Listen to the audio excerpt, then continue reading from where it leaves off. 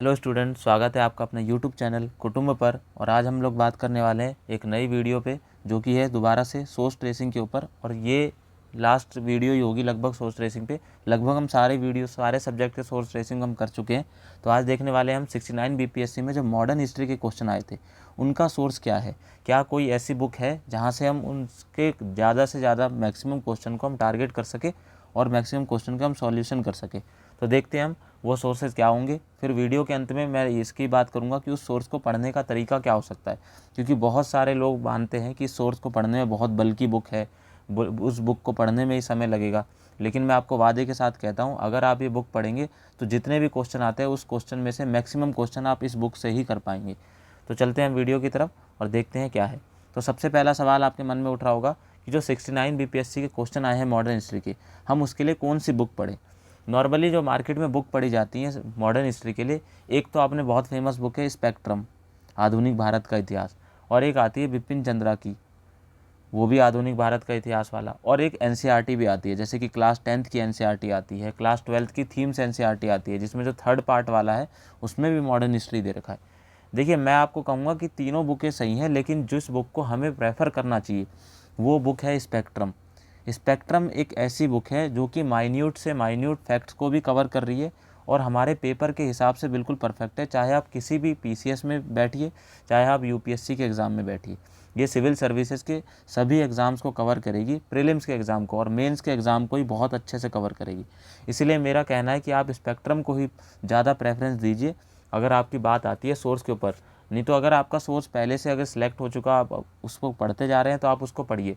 लेकिन अगर आप अभी भी कोई नए सोर्स के चक्कर में हैं तो मैं आपको कहूँगा बिल्कुल ही आपको स्पेक्ट्रम पढ़नी चाहिए। और मैं भी बताऊँगा भी आपको कि इस बुक को हमें कैसे फॉलो करना चाहिए, क्योंकि बहुत से लोग कहते हैं कि ये बुक बहुत बल्कि है, हम कैसे कर सकते हैं इस बुक को। तो चलिए हम देखते हैं। तो मैंने बता ही रखा है, आपको पता ही होगा मेरे वीडियो का सीरीज़, मैं उन्हीं बुक को अपने वीडियो में कवर करता हूँ जिनसे हमारे ज़्यादा से ज़्यादा सवाल आए हैं।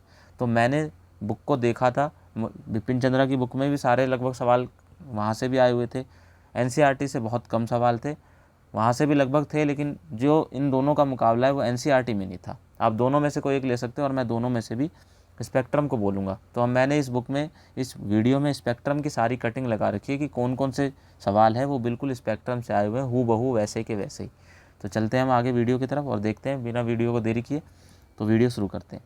तो सबसे पहला देखिए, ये स्पेक्ट्रम की जो मैं दिखा रहा हूँ, जो कटिंग दिखाऊंगा वो आएगी 2022 की, क्योंकि मेरे पास 2022 से ही पड़ी हुई है, मैं 2022 से ही इस बुक को पढ़ता आ रहा हूँ। और जो हम वीडियो को, आपको पता ही होगा जो वीडियो के क्वेश्चन है वो कौन से सेट के होंगे, सेट ए, जो कि बीपीएससी ने खुद पे साइट पे भी डाल रखा है, आप चाहे तो वहाँ से भी चेक कर सकते हैं। मैंने पेज नंबर भी लिख रखा है हर एक क्वेश्चन के सोर्स के ऊपर, तो आप वहाँ से चेक भी कर सकते हैं। तो चलिए पहला क्वेश्चन देखते हैं। पहला क्वेश्चन है 140 नंबर का क्वेश्चन, यानी 140 नंबर का क्वेश्चन। क्या पूछा है, निम्नलिखित में से भारतीय राष्ट्रीय कांग्रेस के किस अधिवेशन में पहली बार मौलिक अधिकारों से संबंधित प्रस्ताव किए गए थे। पहला सूरत अधिवेशन 1907 का, गया अधिवेशन 1922 का, सी कराची अधिवेशन 1931 का, और डी कोई नहीं। तो अब बात करते हैं, ये सवाल बिल्कुल सिंपल था और इस सवाल का आंसर क्या हो जाएगा, 1931 का कराची अधिवेशन। आपको पता ही होगा कि कराची अधिवेशन में, जो कांग्रेस का कराची अधिवेशन हुआ था, उसी में पहली बार इसकी बात की गई थी, और जिसके अध्यक्ष कौन थे, वल्लभ भाई पटेल। अब बात करते हैं, देखिए स्पेक्ट्रम में आप देखेंगे, अगर पेज नंबर, मैंने भी पेज नंबर भी लिख रखा होगा, 455 और 456, इन दोनों पेज नंबर के ऊपर जो 2022 वाली बुक है उसमें अच्छे से लिख रखा है कि कांग्रेस का जो कराची अधिवेशन हुआ था उसके अंदर उन्होंने बात की गई थी। कौन से बातों पे, देखिए कांग्रेस ने दो मुख्य प्रस्तावों को अपनाया, इनमें से एक मौलिक अधिकारों और दूसरा राष्ट्रीय आर्थिक कार्यक्रमों से संबंधित था। तो मौलिक अधिकार की बात किस में हुई है, कराची अधिवेशन में। कहाँ से सॉल्व होता है हमारा, स्पेक्ट्रम से, बहुत आसानी से। बाकी अदर सोर्सेज में भी होगा, लेकिन स्पेक्ट्रम बिल्कुल क्लियरली कह रहा है। तो हम इसी को देखते हैं, अगले सवाल की तरफ बढ़ते हैं। अगला सवाल क्या है, 139 यानी 139 नंबर का क्वेश्चन क्या है, सुरक्षा वाल्व सिद्धांत के आधार पर भारतीय राष्ट्रीय कांग्रेस की स्थापना ब्रिटिश सरकार को खतरों से बचाने के लिए थी, उपयुक्त विचार किस नेता के थे। तो देखिए, ऐसे बीपीएससी हमेशा स्टेटमेंट वाले सवाल अब पूछने लग गई है कि ये वाली लाइन किसकी, और ये पुरानी आदत है बीपीएससी के। तो हम देखते हैं इसका सवाल का आंसर क्या होगा। ये जो भारतीय जो सुरक्षा वाल्व सिद्धांत है वो किसने दिया था, तो लाला लाजपत राय ने। तो हम देखते हैं स्पेक्ट्रम में बहुत अच्छे से लिखा हुआ है, लेकिन जहाँ से हमारा डायरेक्टली लाइन कवर हो जाता है मैंने उसी लाइन को उठाया। तो पेज नंबर 304 पे हर चैप्टर के बाद में वो एक समरी लिखते हैं, और समरी में उन्होंने लिख रखा है, देखिए, सेफ्टी वॉल्व सिद्धांत लाला लाजपत राय। तो इसका आंसर क्या हो जाएगा, लाला लाजपत राय। और कहाँ से सॉल्व होता है, स्पेक्ट्रम से। आगे चलते हैं हम अगले सवाल की तरफ।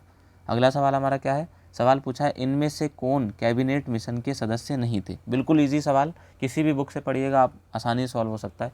पहला है पी लॉरेंस, एवी अलेक्जेंडर, जे एंड्रयू और कोई नहीं। तो आपको पता होगा कैबिनेट मिशन में 3 सदस्य आए थे, और तीनों के तीनों सदस्य का नाम क्या है, सर पैथिक लॉरेंस, पहला lord Pethick Lawrence, sir Stafford Cripps और एवी अलेक्जेंडर। तो इसमें आप देखिए उन्होंने एंड्रयू का भी नाम लिख रखा है, जे एंड्रयू का, और वो तो इसमें है ही नहीं।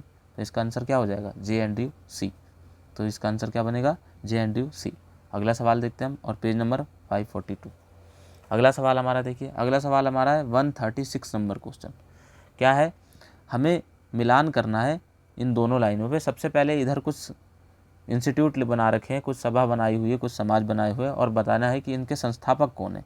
तो देखिए सबसे पहले लिखा है भारत सेवक समाज, फिर है तत्वबोधिनी समाज, आत्मीय सभा, और इस तरफ इन्होंने देखिए 4 ऑप्शन दे रखे हैं और पूछे 3 के हैं।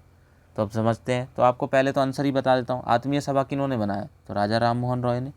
तत्वबोधिनी सभा देवेंद्र नाथ टैगोर ने, और भारत सेवक समाज गोपाल कृष्ण गोखले, यानी बी का 1। तो बी का 1 देखिए केवल एक ही ऑप्शन में है, तो ए आंसर होगा। अब देखिए स्पेक्ट्रम में कैसे लिखा है, तो अलग अलग पेजेस होंगे। तो देखिए स्पेक्ट्रम में जो इस बुक का स्पेक्ट्रम की खासियत है, इन्होंने जितना भी चीज़ें पढ़ाया है ना, उस बुक का एक बार लास्ट में पूरी समरी में लिख रखा है। जैसे कि सारे समरी के लास्ट में लिख रहा है जितने भी लॉर्ड आए, उन्होंने क्या क्या लॉर्डों ने काम किया, उन सारे लॉर्ड के सारे काम लिखे हुए हैं वायसराय के। उसके बाद इन्होंने सारे पत्रिकाएँ भी लिखी हुई है, इन्होंने सारे जो उस समय सभाएं बनी हुई थी वो सारे लिखे हुए हैं। कांग्रेस के सारे अधिवेशन में लिख रखा है, वहाँ पे भी अधिवेशन वाले सवाल में भी सारा मिल जाएगा, उनके अध्यक्ष भी लिखे हुए हैं। तो स्पेक्ट्रम की बुक एक ओवरऑल पूरा पैकेज है, बहुत अच्छा। अब बात करते हैं, देखिए 971 पेज नंबर पे क्या है, देखिए सबसे पहला तो हमसे पूछा था आत्मीय सभा। आत्मीय सभा देखिए ब्रह्म समाज प्रारंभ में आत्मीय सभा किसने बनाया, राजा राम मोहन रॉय ने। फिर इसके बाद तत्वबोधिनी समाज देवेंद्र नाथ टैगोर ने। तो इन दोनों से तो इसका मिल गया था, मुझे ये वाला नहीं मिला था, भारत सेवक समाज। तो बाकी इस आंसर इन्हीं दोनों से हो जाता है कि ए का 2 और बी का 3, ये इन दोनों से बन सकता है हमारा। क्या कहते हैं ये वाला सवाल कि बी का 1 और सी का 3। तो देखिए आप सिर्फ एक ही में ऑप्शन में होगा कि बी का 1 भी हो और सी का 3 भी हो, तो यही वाला ऑप्शन बन सकता है। स्पेक्ट्रम से ईजिली बन जाएगा, ईजी सवाल था। अगले सवाल की तरफ चलते हैं हम।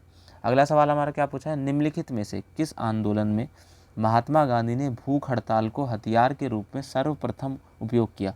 हमें बताना है महात्मा गांधी ने पहली बार भूख हड़ताल को कब इस्तेमाल किया था अपने हथियार के लिए। तो देखिए इसका आंसर क्या हो जाएगा, तो स्पेक्ट्रम में भी इसका आंसर बहुत इजीली लिखा हुआ है, और क्या है, अहमदाबाद मिल हड़ताल। और देखिए उनकी हेडिंग ही यही है, प्रथम भूख हड़ताल। तो अहमदाबाद मिल हड़ताल कब हुआ, 1918 में, और पेज नंबर 379। तो इसका आंसर क्या हो जाएगा, अहमदाबाद हड़ताल। और कहाँ से सॉल्व होता है, स्पेक्ट्रम से, बहुत ईजी तरीके से। हम अगले सवाल की तरफ बढ़ते हैं, और ये सवाल तो हर जगह पे ही होगा ये लिखा हुआ। क्या पूछा है, 131 नंबर का सवाल, बक्सर की लड़ाई के बाद किस संधि पर हस्ताक्षर किए गए। पहला इलाहाबाद की संधि, सुगौली की संधि, बेसिन संधि या सालबाई संधि। तो आपको पता ही होगा बक्सर की लड़ाई कब लड़ी गई थी, ये 1764 में। और 1764 में आपको बताना है कि बक्सर की लड़ाई में जो ब्रिटिश अधिकारी थे उनका नाम क्या था, उस सेना के कमांडर का। मैं आपको एक क्वेश्चन दे रहा हूँ, कमेंट सेक्शन में जरूर बताइएगा कि जो बक्सर का जो युद्ध हुआ था, आपको पता ही होगा इसमें 3 राज्य थे, और उधर से ब्रिटिश सेनापति कौन थे, आपको ये बताना है। जो ब्रिटिश सेनापति अकेले लड़ रहे थे बक्सर के, और वो जीते भी थे, तो बताना है उस कमांडर का नाम, सेना के कमांडर का नाम जो ब्रिटिश सेना के होते हैं। तो आप पता ही होगा इसके अगले ही साल संधि होती है, कौन सी, इलाहाबाद की संधि। और इलाहाबाद की संधि आपको पता ही हो कितनी बार होती है, 2 बार, एक बार इलाहाबाद फर्स्ट और इलाहाबाद सेकंड। इसमें जो मुगल राजा होते हैं शाह आलम द्वितीय, वो सारी कहानी ये वाली है। तो आप जरूर वो वाले सवाल का जवाब दीजिए कमेंट सेक्शन में। तो देखिए पेज नंबर 106 पे बक्सर का युद्ध लिखा हुआ है, और जैसे ही युद्ध खत्म होता है तो उन्होंने बिल्कुल हेडिंग पे हेडिंग बना रखी है, कौन सी संधि हो रही है, इलाहाबाद की संधि। और उन्होंने बता भी दिया 1765 में 2 संधि होती है, एक मुगल शासक शाह आलम द्वितीय के साथ और दूसरा अवध के नवाब शुजाउद्दौला के साथ। तो इस तरीके से ये वाला सवाल हुआ, इलाहाबाद की संधि। हम अगले सवाल की तरफ पढ़ते हैं। अगला सवाल हमारा क्या है, लॉर्ड लिटन निम्नलिखित में से किससे संबंधित नहीं है, स्ट्रेची कमीशन, शस्त्र अधिनियम, वर्नाक्यूलर प्रेस एक्ट और इल्बर्ट बिल। तो देखिए ये सवाल आपको पता ही होगा कि लॉर्ड लिटन जो है वो नॉर्मली 4-5 काम करते हैं, जिनमें से स्ट्रेची मिशन भी करते हैं जो हड़ताल के टाइम पे बनाया जाता है, आर्म्स एक्ट बनाते हैं वो, वर्नाक्यूलर प्रेस एक्ट, ये तीनों लॉर्ड लिटन के ही काम है। और ये जो इल्बर्ट बिल है ना वो कौन बनाते हैं, लॉर्ड रिपन। और आपको पता होगा जो वर्नाक्यूलर प्रेस एक्ट है ये लाते तो लॉर्ड लिटन है, लेकिन उसको ख़त्म कौन करते हैं, लॉर्ड रिपन। तो देखिए स्पेक्ट्रम में मैंने बताया कि उन्होंने लास्ट में सभी लॉर्ड के जितने भी काम हैं उन्होंने लिख रखे हैं। तो देखिए लॉर्ड लिटन का उन्होंने बना रखा है 930 पेज नंबर पे, उन्होंने लिखा हुआ है vernacular press act, arms act, और देखिए स्ट्रेची कमीशन, अकाल आयोग बनाया गया। देखिए ये सारा कुछ क्या किसका है। और अगर हम इल्बर्ट बिल की भी बात करें तो देखिए लॉर्ड रिपन के सेक्शन में लिखा हुआ है इल्बर्ट बिल अच्छे से। तो इस तरीके से स्पेक्ट्रम बहुत अच्छे से कर सकते हो। और देखिए स्पेक्ट्रम में ये भी लिखा हुआ है वर्नाक्यूलर प्रेस एक्ट को ख़त्म कर रही है। तो इस तरीके से ये वाला सवाल आराम से सॉल्व हो जाता है स्पेक्ट्रम से। तो इसका आंसर क्या हो जाएगा, इल्बर्ट बिल। ये किसने किया है, लॉर्ड रिपन ने।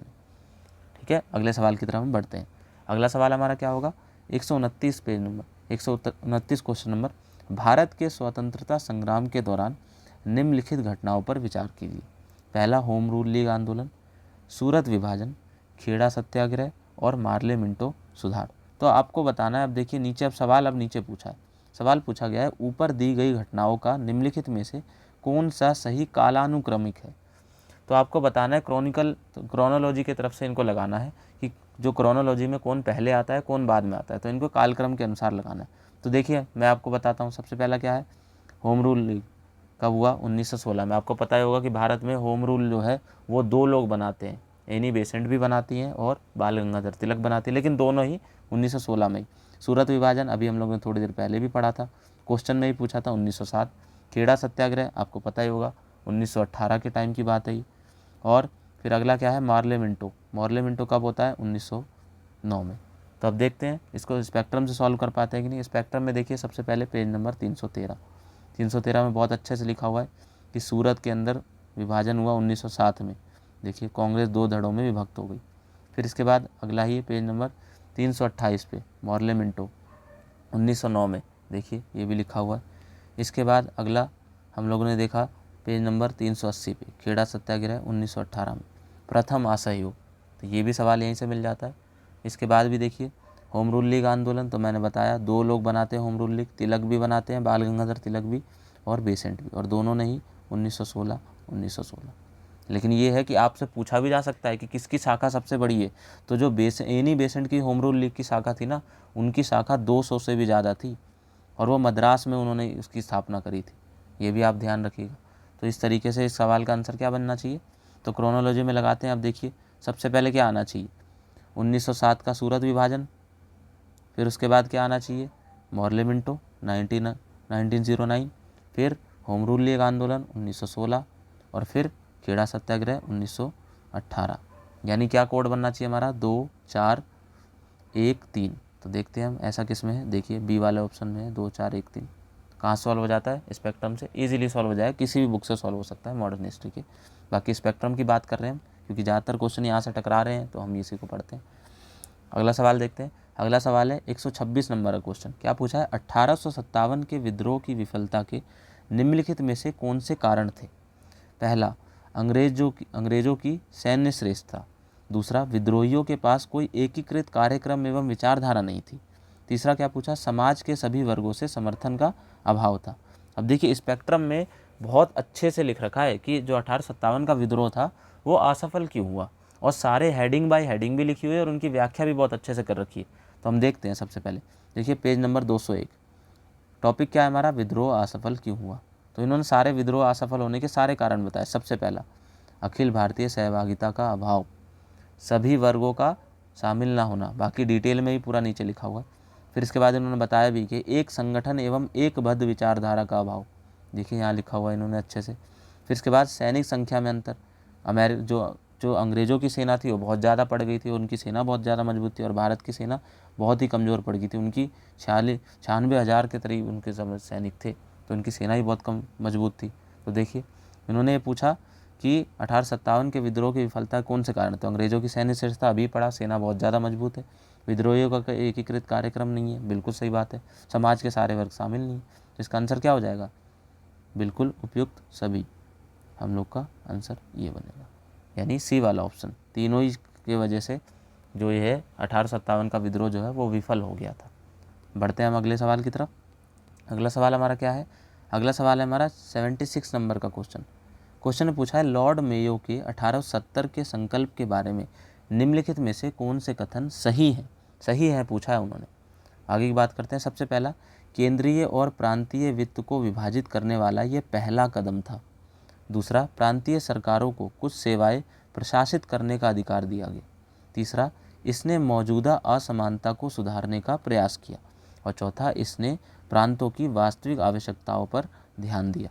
अब देखते हैं किन की बात कर रहा है वो, लॉर्ड मेयो की 1870 के टाइम पे। तो देखिए पेज नंबर 616 के ऊपर अच्छे से लिखा हुआ है और उन्होंने बिल्कुल बता रखा है बढ़िया से। देखिए सबसे पहला, बाद के वर्षों में आर्थिक विकेंद्रीकरण की दिशा में कुछ कदम उठाए गए, लेकिन ये प्रकृति में प्रशासकीय ज़्यादा थे। इनका मुख्य उद्देश्य व्यय में कमी करना एवं अधिक से अधिक राजस्व वसूली करना था। इनका प्रांतीय स्वायत्तता से कोई सरोकार नहीं था और ना ही इन्हें प्रांतीय स्वायत्तता का कोई प्रोत्साहन मिला। अब लॉर्ड मेयो की बहुत अच्छे से बात करेंगे। 1870 में लॉर्ड मेयो के प्रस्ताव द्वारा केंद्रीय एवं प्रांतीय वित्त को विभाजित करने की दिशा में एक महत्वपूर्ण कदम उठाया। ये पहला स्टेटमेंट था। इनके अनुसार अब प्रांतीय सरकारों के लिए कुछ निश्चित सेवाओं के प्रशासन जैसे यानी जैसे पुलिस, जेल, शिक्षा, स्वास्थ्य और सेवाओं और सड़कों इत्यादि के लिए केंद्रीय राजस्व कुछ भाग निश्चित कर दिया गया। अब प्रांतीय सरकारें इन सेवाओं के प्रशासन हेतु अपनी इच्छानुसार धन की मांग कर सकती थी, यानी अब वो प्रांतीय सरकार को स्वायत्तता देना चाह रहे हैं। तो देखिए हमने वो भी पढ़ा कि उन्होंने केंद्रीय और प्रांतीय वित्त को अलग अलग करा, प्रांतीय सरकारों को सेवाएं कर देने का अधिकार दिया, मौजूदा असमानता को सुधारने का भी कोशिश किया और प्रांतों की वास्तविक शक्तियों पर आवश्यकताओं पर ध्यान दिया। यानी इसका आंसर क्या होना चाहिए? चारों। तो चारों लगा दिया। और सॉल्व कहाँ से होगा? स्पेक्ट्रम से। बहुत इजीली लिखा हुआ है पेज नंबर 616। अगले सवाल की तरफ बढ़ते हैं। अगला सवाल है हमारा 75 नंबर का क्वेश्चन। वर्नाक्यूलर प्रेस एक्ट के बारे में निम्नलिखित में से कौन सा कथन सही है? सही है पूछा है। तो हमेशा जब भी हम सवाल पढ़ते हैं तो ये जरूर देख लेना हमें कि सही है पूछा है या गलत है पूछा है, क्योंकि इससे बाई मिस्टेक बहुत बार गलती हो जाती है। आगे करते हैं। पहला स्टेटमेंट क्या है? इसे लॉर्ड लिटन द्वारा अधिनियमित किया था। तो अभी हम लोगों ने पढ़ा कि जो वर्नाक्यूलर प्रेस एक्ट है वो लॉर्ड लिटन ही लाते हैं। फिर उसके बाद इसे गैंगिंग अधिनियम के नाम से जाना जाता है। गैंगिंग अधिनियम, अब ये क्या होता है अभी समझेंगे। इस अधिनियम को लॉर्ड रिपन ने निरस्त कर दिया था। तो आपको ये तो पता है कि पहला और तीसरा सही है स्पेक्ट्रम से, अभी हम लोग ने पहले ही पढ़ा। तो कौन सा ऐसा ऑप्शन है जिसमें पहला और तीसरा दोनों है? तो यही एकमात्र डी। अगर आपको दूसरा पता भी ना हो तब भी इस क्वेश्चन को आप हल करने की स्थिति में हो सकते हैं। बाकी अब देखते हैं हम स्पेक्ट्रम इस सवाल को सॉल्व कर पाता है कि नहीं। तो अभी हम लोग ने पहले भी देखा था, अभी भी देख लेते हैं। पेज नंबर 663 पे वर्नाक्यूलर प्रेस एक्ट, उन्होंने बहुत अच्छे से लिखा हुआ है कि लॉर्ड लिटन इसको लेके आते हैं। और ये भी लिखा हुआ है अगले पेज पे ही कि जो लॉर्ड रिपन है वो 1881 में इसे रद्द कर देते हैं। अब देखिए जो गैंगिंग अधिनियम लिखा हुआ है ना, अब देखिए इस अधिनियम को मुंह बंद करने वाले अधिनियम की संज्ञा दी गई। इन्होंने गैंगिंग अधिनियम डायरेक्टली नहीं लिखा, लेकिन इन्होंने बता रखा है कि जो वर्नाक्यूलर प्रेस एक्ट है, आपको पता ही होगा, इस एक्ट के तहत भारतीय जितने भी समाचार पत्र है उनको अभिव्यक्ति की आज़ादी पर रोक लगा दी गई थी। समाचार पत्रों के खबरें छापने पर रोक लगा दी गई थी। और आपको पता ही होगा इसी समय फिर एक ऐसा पत्रिका थी जो कि रातों रात अंग्रेजी समाचार में बदल गई थी। और देखिए यहाँ पे लिखा हुआ है अमृत बाजार पत्रिका, वर्नाक्यूलर प्रेस एक्ट के वजह से। तो इसीलिए उन्होंने लिख रखा है कि इस एक्ट को मुंह बंद करने वाला अधिनियम भी कहते हैं। तो वो गैंगिंग अधिनियम इसी तरीके से वो इनडायरेक्टली इसी की बात कर रहे हैं वो। तो बाकी इस सवाल को हम वैसे भी हल कर सकते हैं, बाई ऑप्शन भी। बाकी ये सवाल स्पेक्ट्रम से भी हल हो सकता है। हम अगले सवाल की तरफ बढ़ते हैं। अगला सवाल हमारा क्या है? 72 नंबर क्वेश्चन। वुड के 1854 के प्रेषण के संबंध में निम्नलिखित कथनों पर विचार कीजिए। पहला, इसने उच्च अध्ययन के लिए शिक्षा के माध्यम के रूप में अंग्रेजी की सिफारिश की। सबसे पहला, यानी उच्च शिक्षा के लिए इन्होंने कहा कि अंग्रेजी होनी चाहिए। और दूसरा, इसने महिला शिक्षा और व्यावसायिक प्रशिक्षण पर जोर दिया। तो हम पढ़ते हैं। तो आपको पता ही होगा चार्ल्स वुड की बात है। चार्ल्स वुड का डिस्पैच आया था 1854 में और इन्होंने बता रखा था। देखिए सबसे पहला क्या है, उन्होंने बोला था कि उच्च शिक्षा में अंग्रेजी शिक्षा की बात करनी है। तो देखिए इसने उच्च शिक्षा का माध्यम अंग्रेजी और स्कूली स्तर का शिक्षा का माध्यम देसी भाषाओं को बनाने का सुझाव दिया। मान लीजिए इस बार उच्च शिक्षा पूछा, अगली बार मान लीजिए स्कूल स्तर पर यानी माध्यमिक शिक्षा पूछ ले तो वो देसी भाषाओं की बात कर रहे। अगली बार अगला सब पॉइंट क्या है, इसने स्त्री शिक्षा और व्यावसायिक शिक्षा की आवश्यकताओं पर बल दिया। देखिए दोनों एकदम लाइन से लिखे हुए हैं और दोनों को ऑप्शन क्या है, सही है, दोनों बात सही है। अगले सवाल की तरफ हम बढ़ते हैं। अगला सवाल हमारा क्या है, हाँ ये देखिए सवाल क्या पूछा है, सिक्किम भारतीय संघ का पूर्ण राज्य कब बन गया। अब ये सवाल पॉलिटी से भी हल हो सकता है, बाकी स्पेक्ट्रम में भी बहुत अच्छे से लिखा हुआ था, हम इसको भी देख लेते हैं। जो सिक्किम है भारतीय संघ का पूर्ण राज्य कब बना था, तो आपको पता होगा 1975 में, क्योंकि यहाँ के राजा थे चोग्याल जो कि हट गए थे। अब देखते हैं, तो यहाँ पे देखिए पेज नंबर 803 पे स्पेक्ट्रम के क्या लिखा हुआ है, 1975 में एक विशिष्ट जनमत संग्रह कराया गया जिसमें अधिकांश निर्वाचक वर्ग ने सिक्किम के भारत में समामेलन के पक्ष में मतदान दिया, जिसके परिणाम स्वरूप भारतीय संविधान के 36वें संविधान संशोधन के पश्चात 1975 में सिक्किम को भारतीय संघ में 22वें राज्य के तौर पर सम्मिलित कर लिया गया। तो कब, 1975 को स्पेक्ट्रम से भी सॉल्व हो सकता है। और देखते हैं हम और कोई सवाल बचा है। हाँ ये सवाल देखिए, ये एक सवाल ऐसा है जो स्पेक्ट्रम में नहीं मिला। ये सवाल उन्होंने प्योरली एनसीईआरटी से पूछा है, प्योर एनसीईआरटी से। अब देखिए, अंबाबाई एक स्वतंत्रता सेनानी है, भारत के किस राज्य है। मैंने ढूंढा था इसको स्पेक्ट्रम में लेकिन मुझे मिला नहीं, क्या पता उसमें लिखा हो, लेकिन मुझे मिला नहीं अंबाबाई। अब आपको पता होगा या नहीं पता होगा, लेकिन इसका आंसर क्या है, कर्नाटक। अब देखते हैं, क्लास 10th की एनसीईआरटी है और उसमें एक चैप्टर है, चैप्टर नंबर 9, और क्या है, राष्ट्रीय आंदोलन का संगठन। उसमें देखिए एक पूरे बॉक्स में बढ़िया से भी लिख रखा है, स्वतंत्रता संघर्ष में महिलाएं, कर्नाटक की अंबाबाई। और ये पुरानी वाली क्लास 10th की है, क्योंकि अब तो जो क्लास 10th की नई एडिशन आ गई है उसमें तो मात्र 5 ही चैप्टर है। जो पिछले साल वाले सारे बुक थे जिनमें सारे चैप्टर दे रखे थे उसमें तो ये था। तो ये क्या हो जाएगा इसका आंसर, कर्नाटक में। तो इस तरीके से हमारे सवाल हुए। अब हम देखते हैं कितने सवाल आए और कितने सवालों को हम हल कर सकते हैं। और स्पेक्ट्रम की बात करते हैं, हमें स्पेक्ट्रम को कैसे पढ़ना चाहिए। देखिए सबसे पहला मैंने ये देखा कि टोटल सवाल है 14 में से आप क्लियरली देख सकते हैं कि 14 में से एक ही ऐसा सवाल है जिसको हम स्पेक्ट्रम से सॉल्व नहीं कर पा रहे। वो क्या है, अंबाबाई वाला, कर्नाटक वाला सवाल। लेकिन मैं आपको इस दावे के साथ ये बात कह सकता हूँ कि जो मॉडर्न हिस्ट्री के प्योरली 14 क्वेश्चन है। वैसे तो मॉडर्न हिस्ट्री के अगर मैं बिहार वाले भी जोड़ दूँ तो ये मिलाकर के 30 से 25 का आंकड़ा जाएगा, लेकिन हम बात कर रहे हैं प्योर मॉडर्न हिस्ट्री के सवालों की, तो हम 14 की बात कर रहे हैं। आप देख रहे हैं 14 में से ईजिली 13 सॉल्व हो जा रहे हैं। तो जब भी 15 भी आएंगे ना, तो आप मान के चलिए स्पेक्ट्रम अगर आप पढ़ते हैं तो 14 सवाल तो सही होंगे। अब दूसरे डाउट की तरफ हम बात करते हैं। बहुत सारे लोग ये कहते हैं कि स्पेक्ट्रम एक बहुत ही बल्कि बुक है, अब हम इसको बुक को कैसे पढ़ें, और हमारे पास इतना समय भी नहीं अगर हम अभी से चालू करें।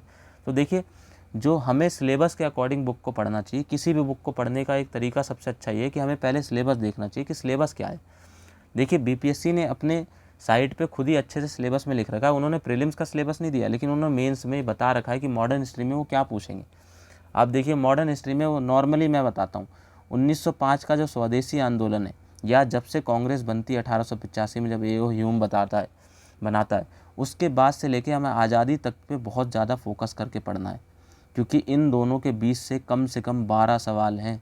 यहाँ से 12 से 13 सवाल इनके बीच टाइम पीरियड का है। हमें ये ज़रूरी नहीं है कि हमें वो पूरा पढ़ना है कि यूरोपियन कंपनी कब आई, डच कंपनी कब आई, ये आपको पढ़ना है।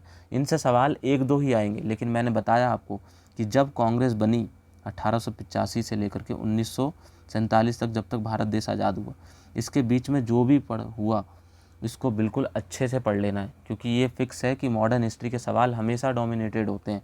आप देख सकते हैं सबसे ज़्यादा क्वेश्चन मॉडर्न हिस्ट्री के होते हैं। अगर मैं दोनों को मिला दूं, बिहार वाले को और इनको, तो कम से कम 30 का आंकड़ा पहुंचता है।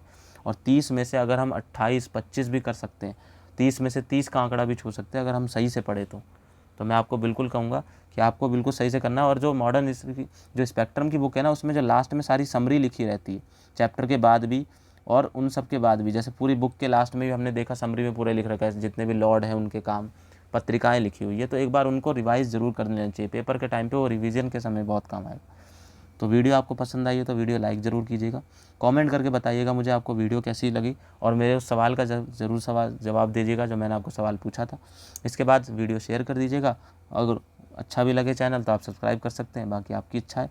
बाकी आपको वीडियो अच्छी लगे तो वीडियो लाइक कर दीजिएगा। तो अगले चलते हैं, हम मिलते हैं अगले वीडियो पे। शुक्रिया आपका।